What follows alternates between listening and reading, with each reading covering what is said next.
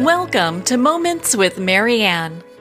Allow me to interrupt your train of thought with something that may be one of the most interesting things you hear today. This is Marianne-pestana, and we're here today with our special guest, Linda Francis, who is the author of The Heart of the Soul. Many of you know Linda. She's the co-founder of the Seat of the Soul Institute with Gary-Zukav. She is deeply dedicated to assisting individuals in aligning their personality and soul in order to create authentic power. So let's welcome to the show, Linda Francis. Thank you, Marianne. I'm looking forward to being with you on the show and with all the listeners. Well, thank you, Linda. It's such an honor to have you here and talk about Heart of the Soul, emotional awareness. I have to ask, what inspired you to write this book?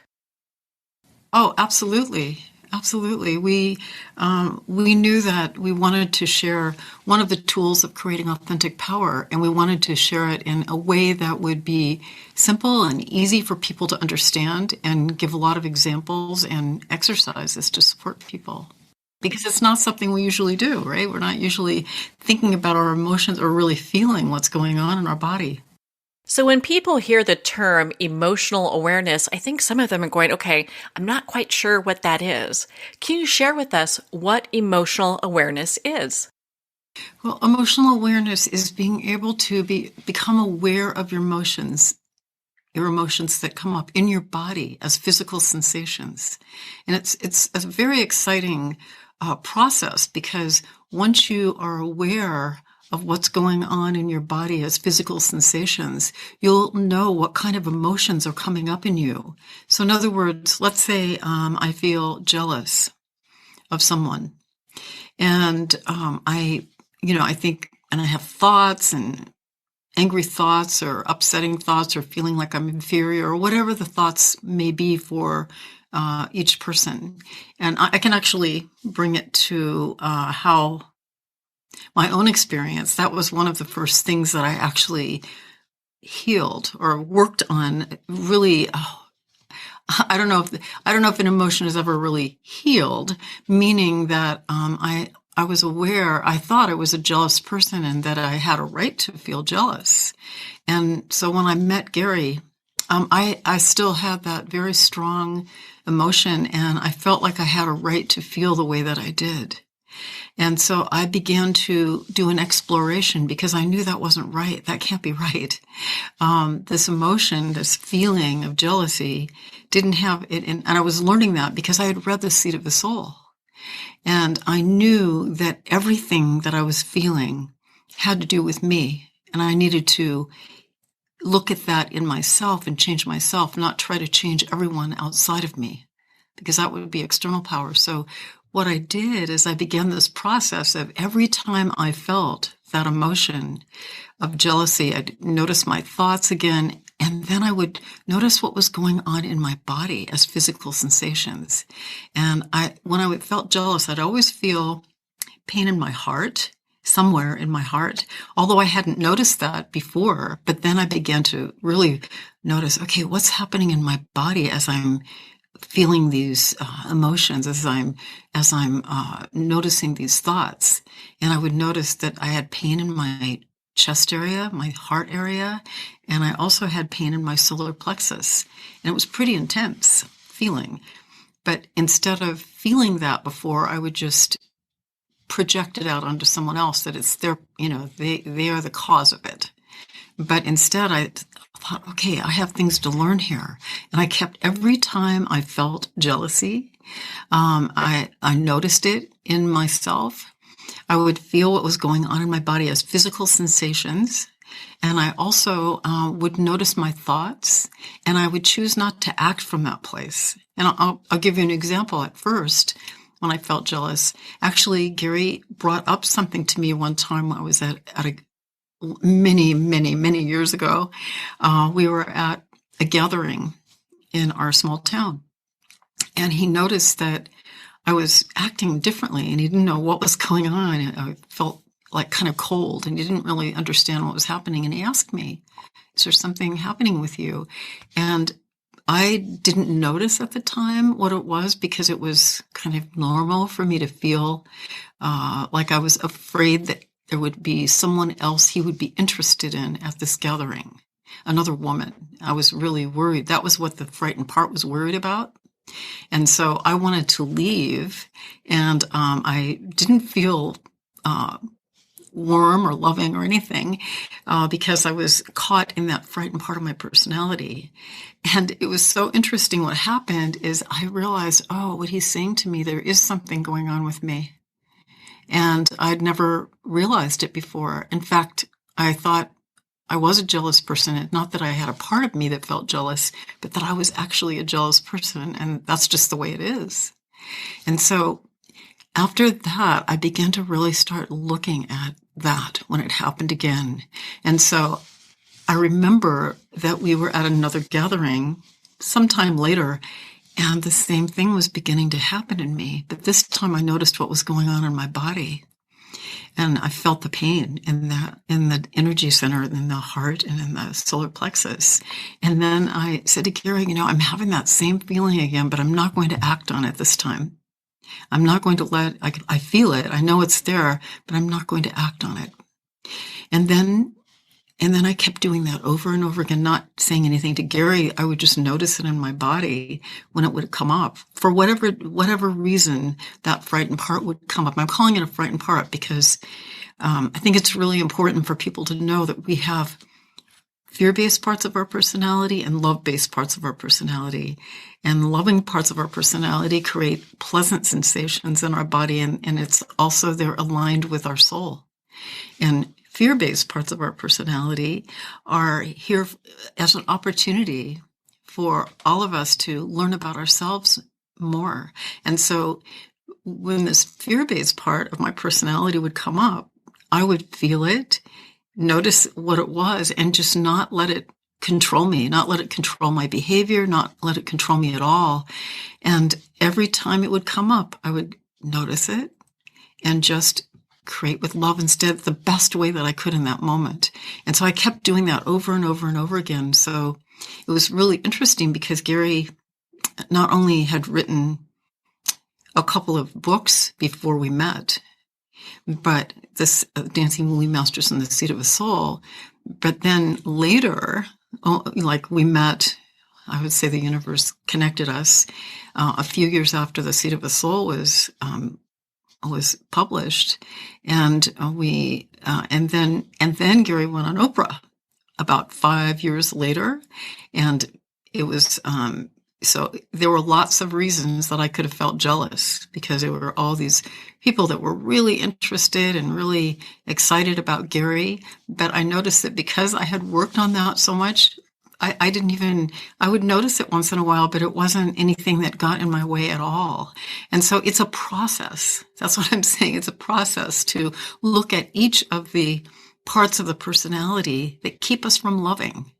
And that was one of my big ones that I worked on. But I have others too. We all have many others. And that's all part of why we're here on the Earth School right now. And so that's I could say more, but I'd love to hear whatever you might want to say about that, Marianne. Oh my goodness. Well, I love that you shared that with us because it's such an aha moment that you had with Gary. Because, you're so right. There's so many of us that have either jealousy or anger or something that comes up that we're just, I'm just an angry person or I'm just a jealous person. But to have that aha moment where you're looking at it going, okay, this doesn't actually need to be my identity, and then making those shifts. I mean, I think that that's such a revolutionary part that people really need to hear. It was revolutionary for me when I read it in the Seat of the Soul. I knew that I had many parts of my personality that were based in fear, that were not aligned with my soul. But I didn't know that before I read the book. I just thought, I just do this and I'm this way and I'm pleasing people and I'm feeling inferior and I'm, all the different but I just thought that was just the way it is. That's just how I am and who I am. But as I began to unravel all of that and begin to go deeper, excavate, I should say, really looking deeper as a practice of emotional awareness, I began to see all of this as either fear-based or love-based. It's one way or the other. And a loving part of my personality became more and more in the forefront because I would choose them. And so that's how I've been unfolding since the time that we got together. Because before that, I pretty much was unconscious, even though I felt like I was a spiritual person. I was meditating, I was taking care of myself and all of that, but I didn't realize how much my fear controlled me. And that's like the key point, is the fear controlling us, where we get to this place where we're kind of giving away our power to the fear, We don't even know it. Yeah. We don't even know we have a choice.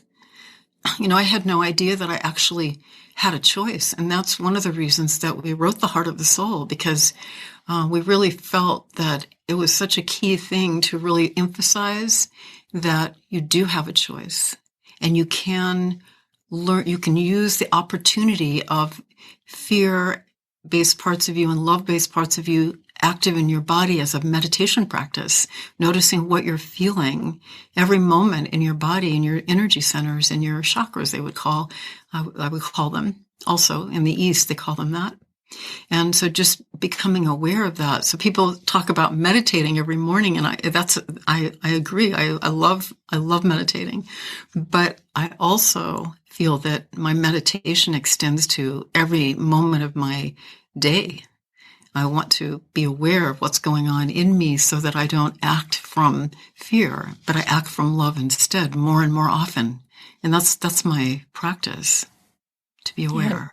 Yeah. You're really living that meditation on a daily basis as situations come up, it sounds like. And what a great I'm doing my place best, Marianne. Well, in my best moments, yes, that's true. Well, I understand. I mean, I leave the yoga mat. I've done my meditation. I'm feeling like real empowered, and someone cuts me off on the freeway. I'm just like, oh my gosh, So, but there are ways that you can recognize, and I'm so grateful that you shared that story, because it allows us ways to recognize what is going on in us, what's triggering us, and then how to move from that. And one of the things that you talk about, you kind of briefly, touched on when we started, was authentic power. And I'd love for you to go into that for our listeners. Well, this authentic power means that you're interested in creating with love rather than fear. So anytime that I'm choosing love rather than fear, especially when I'm activated by something, like you said, someone cuts you off on the freeway, or someone writes an email that doesn't feel good in your body, or the jealousy again, or you're feeling, maybe you're feeling inferior. Maybe you're feeling like other people are better than you, and you haven't come in as far as you want to in your life. Or maybe you're feeling superior and you think that everyone is beneath you. All of those are caused from fearful parts of the personality. They're not loving parts. And so when you begin to feel what's going on in your energy centers, you'll know that when you have thoughts about you feeling like someone's better than you and you wish you could be like them, if you check inside your body, you will notice what's going on, and you'll feel pain if you really stick with the practice, because most of the time we do other things to keep us to avoid feeling the pain. Most of the time, that's what we're doing. We're avoiding the pain, and instead, and in projecting it out onto someone else as a judgment of them or a judgment of us. But authentic power is aligning your personality with your soul.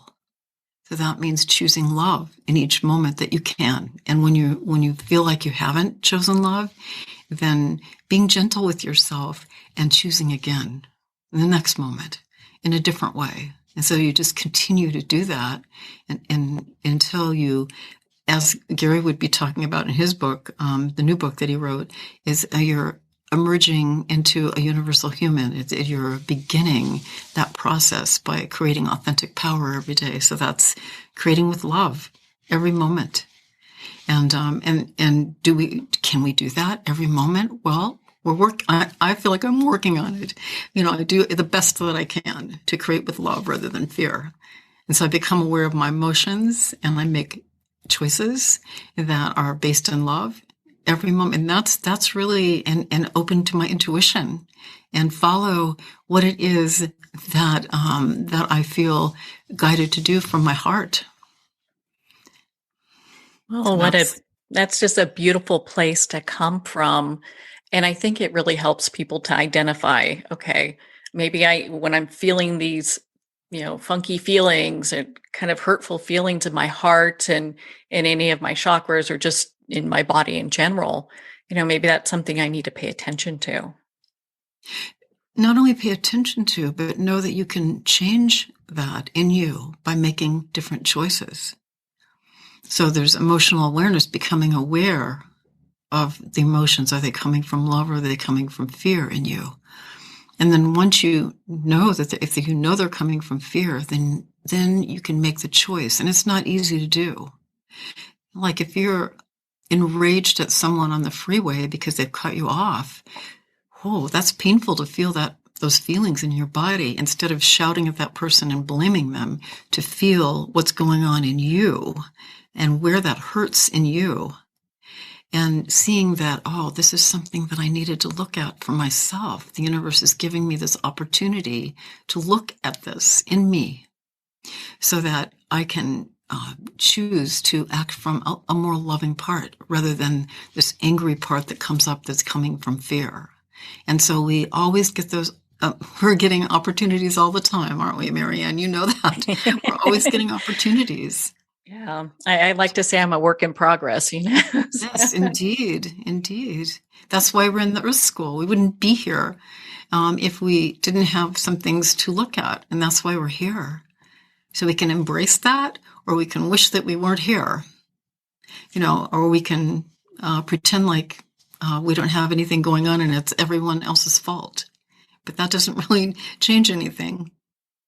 And it really kind of gives our power away when we do that. If we're blaming everybody else, it's like, where do we have that personal responsibility for our own actions, emotions, and, feelings?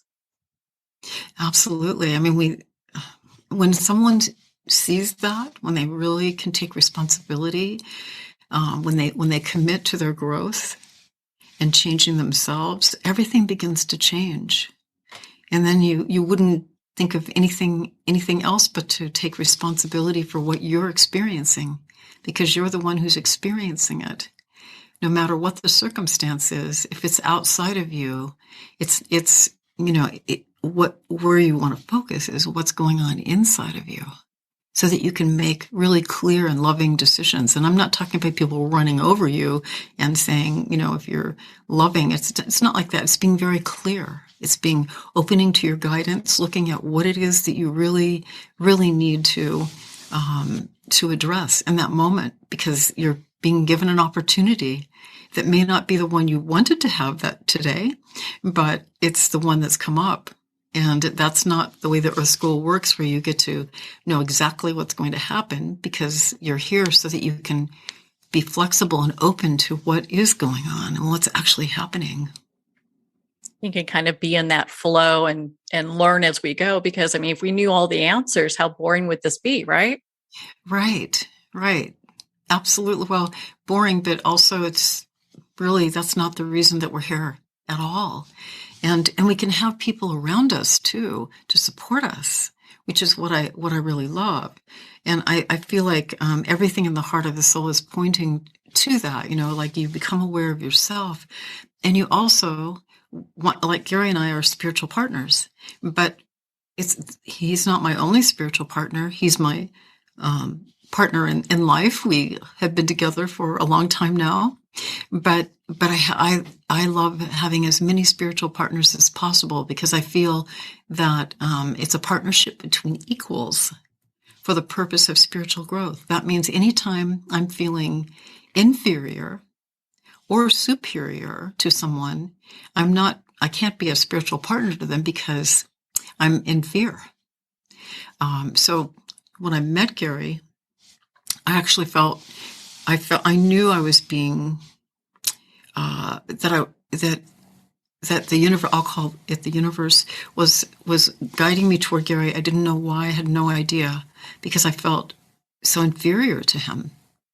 Because he'd written these books that I read. The first one was The Dancing Woolly Masters, and that was a long time ago, 1979, when I read it, when it was published. And I was just so in awe of what physicists were recognizing about the universe. Like, we're all connected. Everything is connected.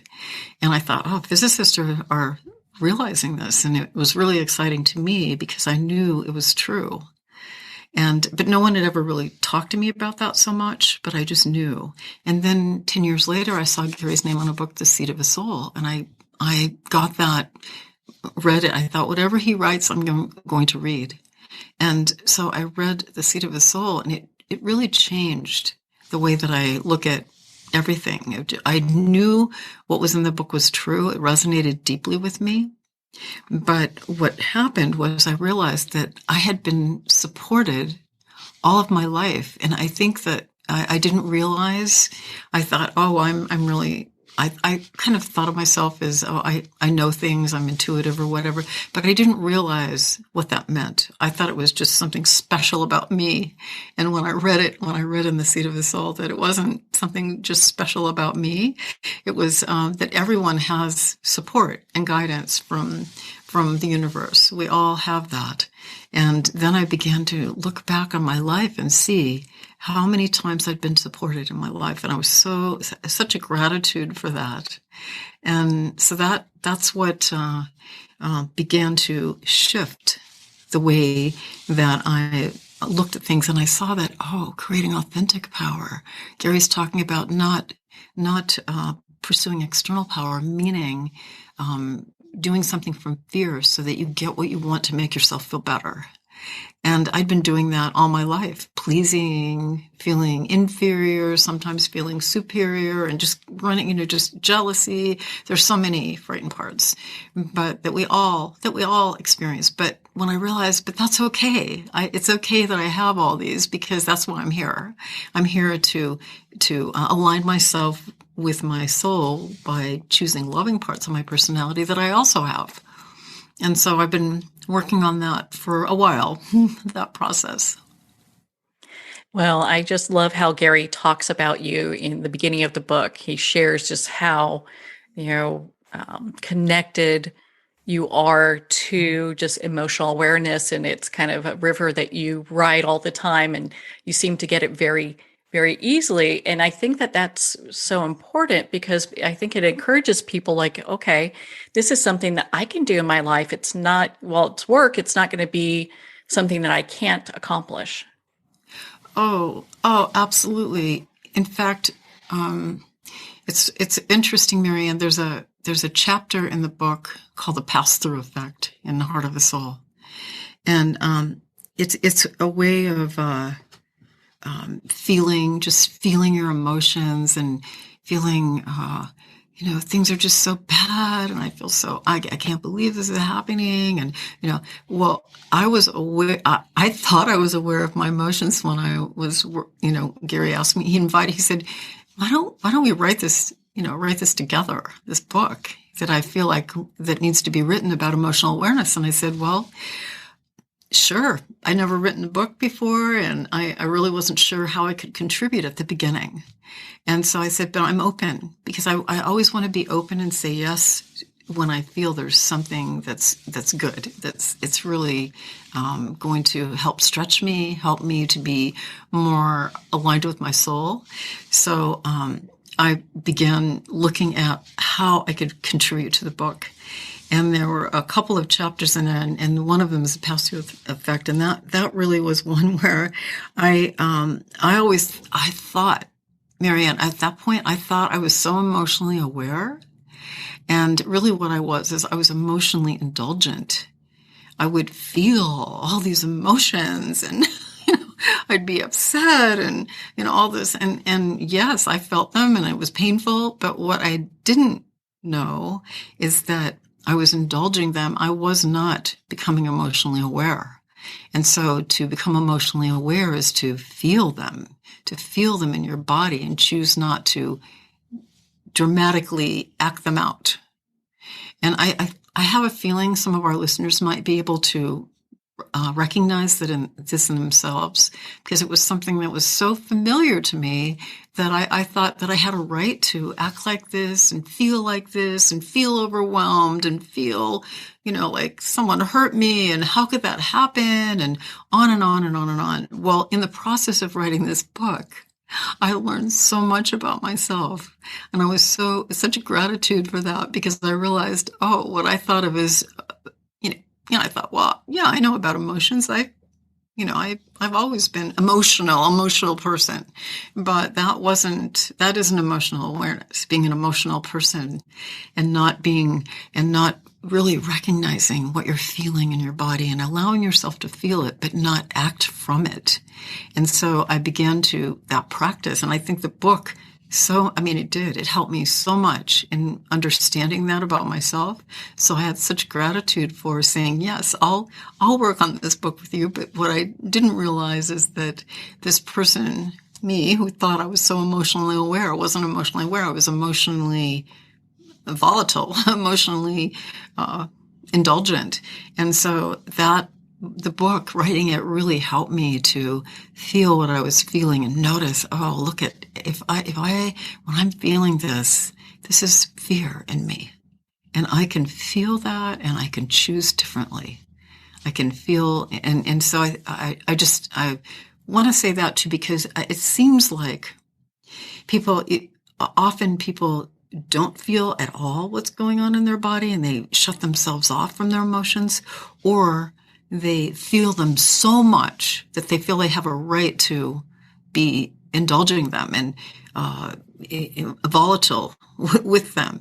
And what I learned from the book is that I don't have to be that way at all. I can feel what's going on in my body, and even if it's very painful sometimes, but not act from it. And so the book was such a gift to me, to say yes to that and learn much more about what it really means to be emotionally aware. I'm so glad you said yes, because I think a lot of people would be really intimidated and go, "Oh, I don't know if I can do this." And I love how you take the opportunity and say yes to something that feels right, that resonates with your soul. I'm not saying that it didn't bring up fear-based parts of my personality, but I had to keep challenging them. Ones that would say, "Oh, you can't do this. You have never written a book. Who do you think you know? Do you think you know anything about emotional awareness? Actually, you're emotionally indulgent." So I had to keep challenging all of those, feel them, and move forward with what I knew I could do to support other people who would be reading the book or listening to it. I'm going to bring it back to what Gary and I have been interested in for all these years. As we began to practice when we first met, first I asked him a million questions about the seat of the soul. It took me a while to get I still always going deeper with what's in that book. It's just so powerful to me. And what happened is I just loved practicing with Gary. I would practice all the time, because I would say things to him that I would have never said to anyone else, that frightened me to even say. Like when I said I felt jealous, that I could actually say that to him, and know that whatever I'm experiencing is either fear or love. And I knew that Gary wouldn't judge me for the things that I felt that came from fear. But he would help me to see that maybe that's a frightened part of your personality. You could look at that and feel that. And so I just kept working with that in me so that I could, actually, in fact, I just felt like it's so good to have people around you that you can actually be in your integrity with and say what's going on, and not judge. It's like, for me, when I see someone that's angry or upset, and I realize they have no idea that they're in fear. They have no idea that they have another choice. So it's such a, it brings out so much compassion when I see that. And it may be that at that time they may not be interested in looking at that. And we see it all the time on the news or in different places. We see that there are many people on our planet that are in a lot of fear. And they don't know that they have a choice. But what I love about what Gary and I love to share with people is that you do have a choice. You have a choice. You have a choice to act in love, or you have a choice to act in fear, and you have it every moment. And you can learn about how to discover that by becoming emotionally aware and by making responsible choices and opening to your intuition. And as you do that, you become authentically empowered. And so that's the process of what we've been doing. And spiritual partnership, as I said before, it's a partnership between equals for the purpose of spiritual growth. So if I'm feeling inferior and Gary notices it, he'll say something to me. He'll say, "Beloved, do you think you might be in a fear-based part right now? Because of the way you said that, I'm wondering." And so we'll always be supporting each other when we notice things. And like I said, it's not just Gary and I, but many of the co-creators, students that we've had for all these years, they become, they support each other all the time, and other people in our life, because it's a natural thing to do once you see that you can. It's not natural at the beginning because it feels like, how can I say something to someone that's really honest, because they might reject me. They might, and of course you have to have permission to do that, but it's such an amazing thing. I think I want to describe one thing. So when I met Gary, I met him at a spiritual retreat, and he was speaking at it, and I was a participant. And he came up to me because one time during the retreat, it was a week-long retreat, and he came up to me and he said to me, I noticed that of all the people here, when I saw you, I just felt like a pushing away, and I didn't want to give you a hug. And people were really hugging at this retreat. Everyone was doing that. It was very, very sweet. And I love to hug people, and I haven't been able to do that as much during this time because we've been doing a lot of things online, but I can give hugs virtually. Anyway, so Gary came up to me and he said to me, of all the people here, I really felt like I didn't want to hug you. And he said, I don't know why that is. He said, I don't know what is going on, but I want to check that out in myself. And I want to understand what that's all about. And I knew what he was saying to me was just so honest and open. It just melted my heart. I thought, oh, this is just beautiful that someone's actually telling me what they're experiencing, and they know that it doesn't have to do with me. It has to do with them, and they're looking at it. It was such a surprise. I hadn't had anyone ever exactly do that before, and I hadn't had the courage to say things like that to other people. But I think mostly what would happen, like for instance, if I felt that about someone before I read The Seat of the Soul, I probably would have said, "Oh, well, that person, I don't feel really comfortable hugging them, so there must be some bad vibe or something with them," or something like that. And instead of going, "Oh, I wonder why I'm feeling that way about that person. I wonder what's going on with me." If there's something in me, because Gary knew that it was something fearful in him. It wasn't like something that you get from like an intuition, or you realize, oh, well, I just, I feel like, oh, that's probably not someone I should be around right now. But you don't have a reaction. You don't have an emotional reaction. But with Gary, he had emotional reaction, and he didn't want to be close to me, and he knew that there must be some reason for that, and so he checked in himself. But he actually shared it with me, and I thought that's amazing that he would do that, that he would share that with me, and I was just really moved by that.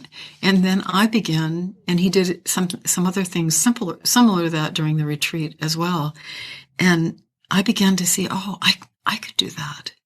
I can start being honest with people. And I don't mean anyone that I don't have permission to do that with, but, if someone really wants to grow and they're interested in growing, and they want to learn about themselves rather than try to change other people, then that's what I began doing. I began practicing that with other people as well as Gary. And it was so exciting. It's just such a moving thing to know that you have other people in your life who you may not notice something about yourself, but they may, and they could say it to you and help you to look even deeper than you've already been looking. And to me, to me, this is very exciting. It's very exciting for people to learn about this and be able to practice it. But like I said, it's not something you just run up to someone and say, well, I'm not sure that I don't really want to hug you. I don't think I should be near you. It has to be said in a different way, as an experiment. Oh, I don't know why I'm feeling this way, but I know it doesn't have anything to do with you, but I want to find out what it has to do with me. I really appreciate that, because especially for him saying that to you, when Gary said that to you, a lot of people would take that personally and go, well, even though he said it wasn't about me, it's got to be about me. I wonder what's going on, but you looked at it from such a high place. You're like, okay, I'm giving him the room to go ahead and work with all that. And I'm not taking it personally. It's not my stuff. Well, I think I do feel it was a moment of grace. There were many things that were happening during that retreat that were helping me to learn about myself. I knew that I was being connected with Gary. I didn't understand why. And it brought up many parts of my personality. And one in particular was that I felt so inferior to Gary. I didn't even think I could speak to him, let alone think I was being connected with him. I thought maybe I was a little, like maybe I'm wrong about that. And then later on in the retreat, it became very clear that I was being connected, and I was so strongly connected with him. I knew he didn't know anything about that. He didn't have that experience, but I had that experience. And so I used those moments of connection and grace to help me to learn more about myself. And so when Gary said that to me, I was just so excited because, I just thought, how wonderful that someone's really looking at themselves and willing to say something. I was just in such awe of that, because I'd never had I didn't have very many relationships with men or friends that were really open and looking at themselves. And I was so excited to be doing that, just for that to happen. And then our relationship became all about that. As we began to interact, we began to really explore and experiment with what it would mean to really recognize a frightened part of the personality and speak about it if it needs to be spoken about. Like I said, with my jealousy, at first I needed to say something, but after that, I would go inside myself and say, oh, there's that part of me again. I'm not going to let it control me. I feel it, but I'm not going to let it control me. But our spiritual partners can really help us to look at things we might not look at as deeply as we could if we didn't have that kind of relationship. And I feel that kind of a relationship is what will begin to change everything when we're creating authentic power, or have that intention to do that. When we're looking at our emotions, we're looking at our choices and choosing the best that we can to choose love. It begins to change everything. It begins to open our curiosity and our certainly our feelings of compassion. Because if you know that someone's acting from fear. And even if it's something that would cause a reaction in you, if you still know that they don't even know they're acting in fear, and you could still have compassion for them and send them love, even if they can't experience that right now. There's no reason why you can't do that. And we've had many examples throughout history of people doing that, like Gandhi or, certainly many people. I could go on with many, and many that we don't even know are doing that. And you can see things are beginning to change even in our world right now. We're meeting more and more colleagues. They may not use the same words we do, but we can see that their interest is in being loving. And that's really what we want in this world. That's why we're here. Yeah, to come from a more loving place with one another. Yes. Did you have any idea when you wrote this book with Gary that it would be so relevant today? I mean, because I look at this and it's like, oh gosh, everyone needs a copy of this book too. Well, because I know deep in my heart that creating authentic power is always relevant, and it always will be until we're authentically empowered, until we're an authentically empowered species, until we're emerging as universal humans. Yes, I didn't think of it as ever being irrelevant any more than seed of the soul. Universal truth is not irrelevant at any time. So I didn't think of it as going out of date or, no, I didn't think of it that way at all. I just thought of how can I be of most support to people. But I certainly didn't think it would be something that's a fad thing, to be emotionally aware. It's not like that at all. It's like, it's something that we're here to do, to become aware of ourselves, to become more and more loving. And that's why we're in the Earth School. Yeah, it's a life skill many of us have never learned, and it's something, as I look at myself, it's something that it would take time to cultivate, and just conscious awareness of being in that present moment when you feel something is off balance. Yes. You can see where it's off balance in you. You can feel what areas of your body, like if you're feeling tightness in your throat, that has something to do with your communication, either not feeling like people can't understand you. There's something, so each of the energy centers have different relevance. The heart, not letting love in, and even though you feel a frightened part that may be active in that area, you can still act from love. You don't have to, just because you're feeling pain in one area doesn't mean that you can't act from love. You just know, oh, there's frightened parts active here, but I do not need to let them control me in this moment. And I won't. But it's not easy to do. Because sometimes, almost all the time, the frightened parts are pretty magnetic and they want what they want. They want to be in control, but you don't need to allow that to happen. Yeah, change that. We can really get to the place where we're consciously choosing our intentions. That's right. We get to choose it. We get to choose where we're going by choosing love. That keeps us in line with the mothership, which is our soul. So I like the saying of that. Well, and I know in the book there are many different examples of things that we do to kind of disassociate from love in our inner selves.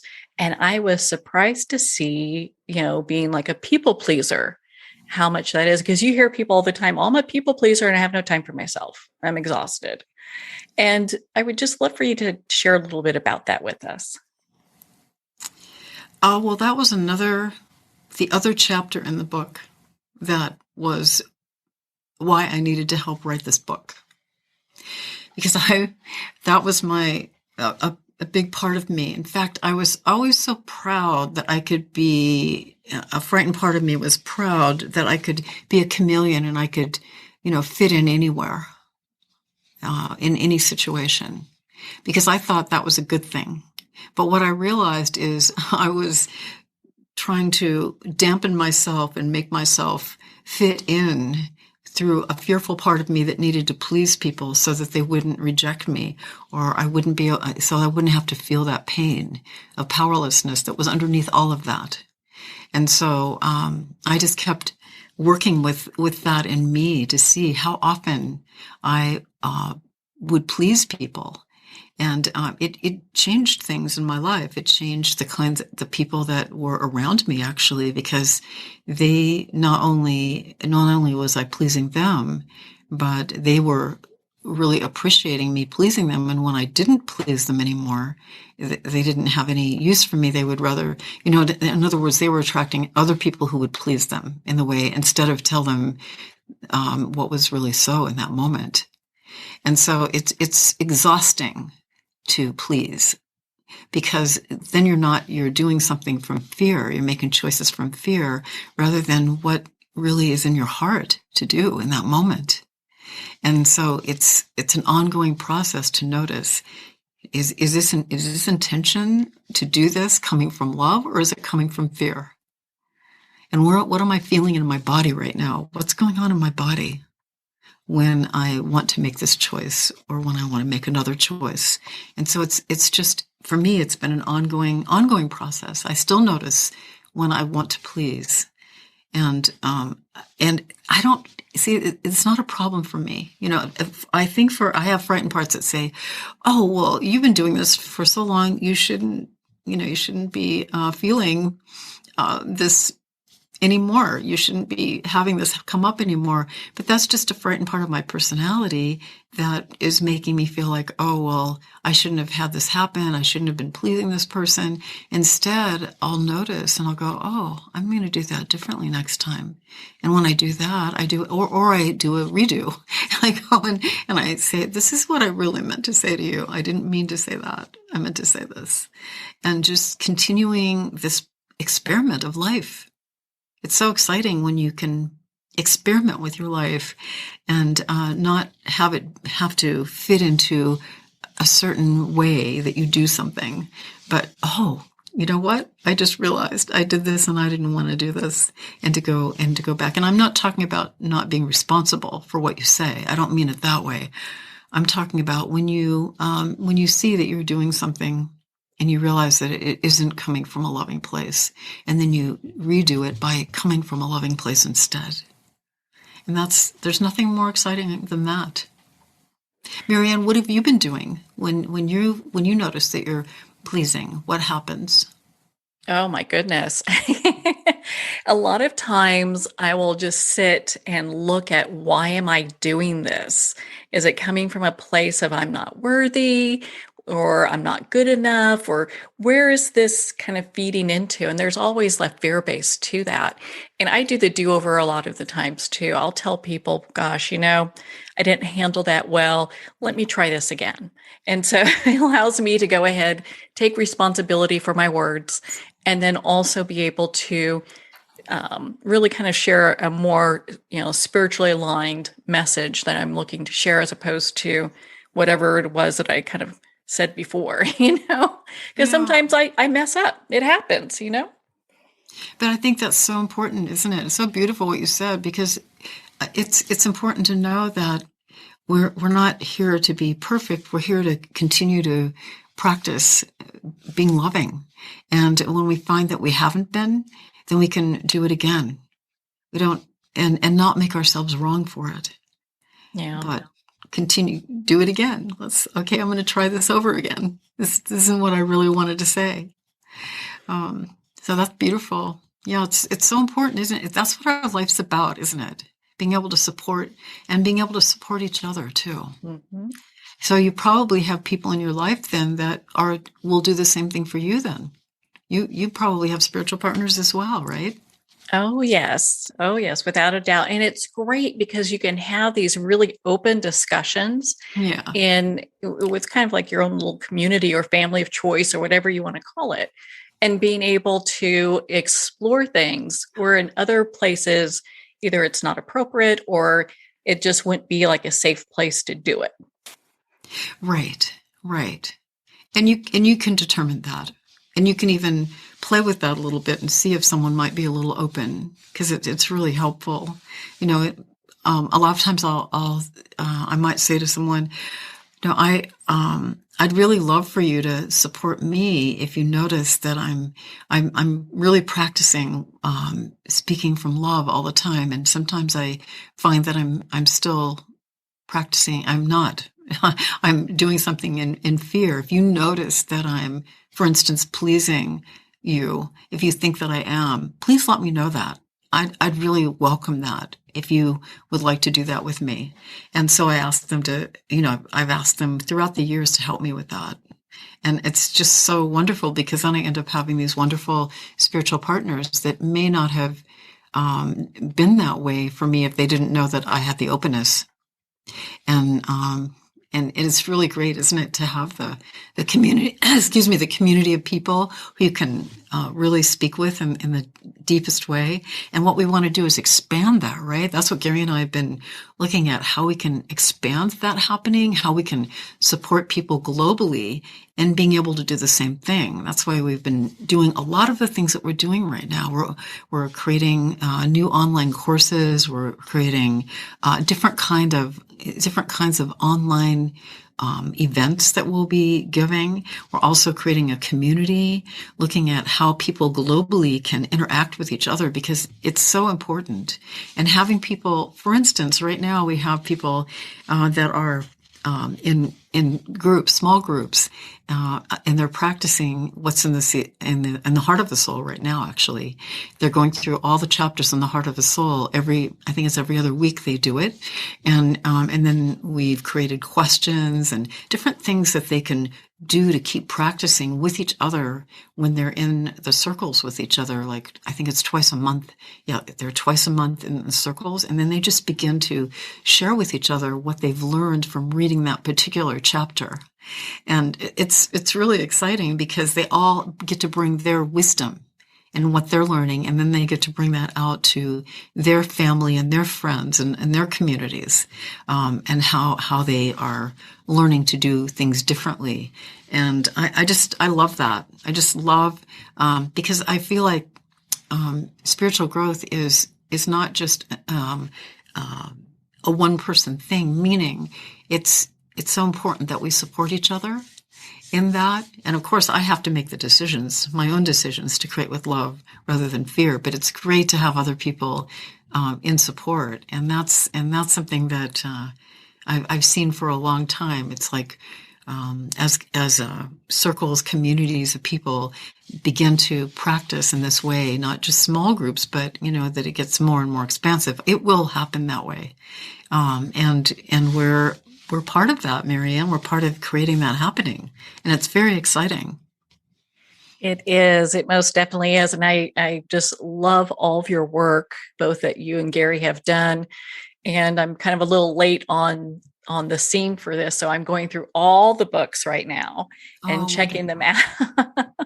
Wonderful. Which, and that's why I felt it was so important that we have this discussion, because no matter if someone is new to your work or, maybe they're just finding out about it for the first time, it gives them a place where they can start and move forward.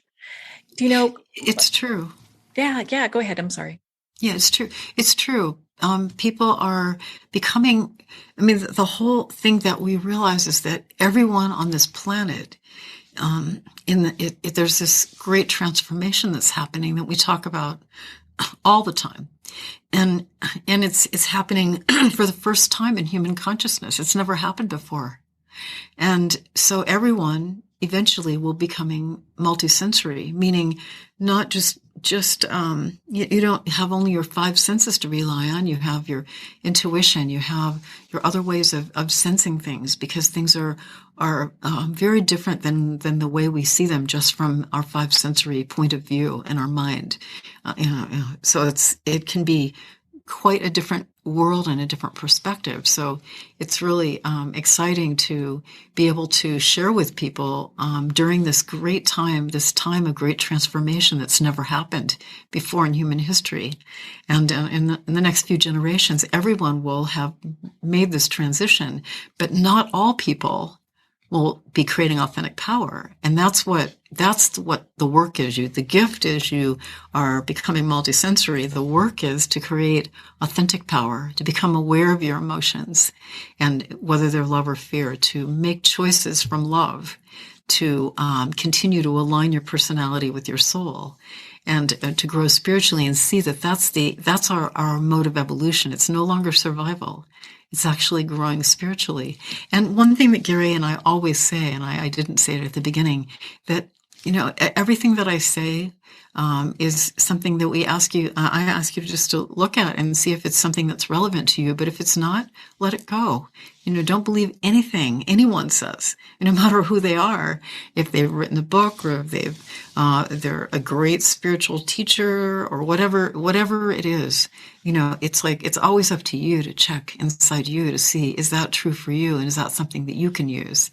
And if you have a reaction to something that I'm saying, well, you might want to look further with that. Just like Gary had a reaction to me when everyone was hugging. He didn't want to hug me. He knew something was going on. Well, when you have a reaction to something that someone says, that there's some rich work for you to do. And so I always tell people that, because I feel like it's so important to know that no matter what anyone says, you have to check it out for yourself. And if it works, use it. If it doesn't, let it go. I love that. Yeah, I feel the same way. If it doesn't resonate, it's okay. It's about, your spiritual development, your personal development, not getting a guru, That's right. Oh my goodness. Well, gosh, Linda, we could talk forever. I just love your work. I've learned so much from the books that you both have written and The Heart of the Soul.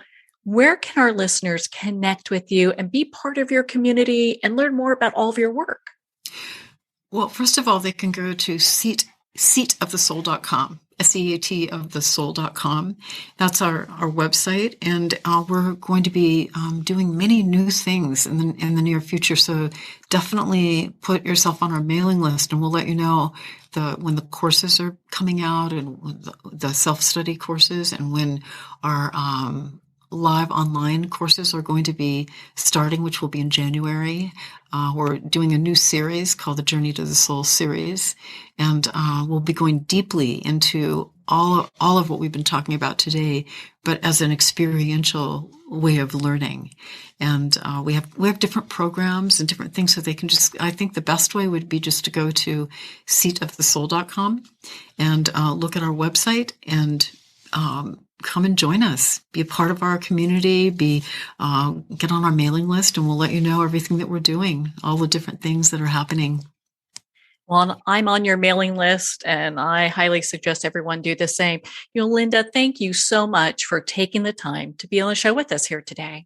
Oh, you're so welcome. It's such a joy to be with you. I'm just so excited that we had a chance to talk. We had such a lovely talk a few months ago, and it was just so lovely, and I'm so glad that you followed up and wanted to talk about this. And anytime, Marianne, that you have any questions, or anyone, they can send them in to us, and I look forward to talking to you again. Well, I can't wait for us to have another conversation, Linda. My goodness, you're such a bright light in the world. I have a deep appreciation for both you and Gary for the work you do. It's changed my life, and I know it's changed countless others. So again, if you'd like to connect with Linda, you can at seatofthesoul.com for more information. There they have their books, information about events, all these great things, and make sure to sign up for their newsletter. Heart of the Soul Emotional Awareness is available everywhere books are sold. Show some love to our indie bookstores and make sure to pick up your copy there. Well, we're at the end of our time today.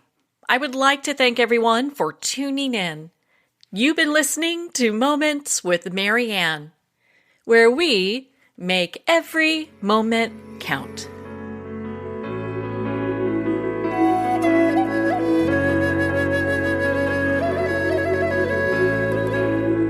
In a single moment, your life can change. Moments with Marianne is a transformative hour that covers an endless array of topics with the best of the best. Her guests are leaders in their fields, ranging from inspirational authors, top industry leaders, and business and spiritual entrepreneurs. Each guest is gifted and a true visionary. A recognized leader in her own work, and while teaching others to develop, refocus, and grow, Marianne will bring the best guest and sometimes a special surprise. Don't miss this. You never know just which moment will change your life forever. Make sure to tune in and visit momentswithmarianne.com for more information.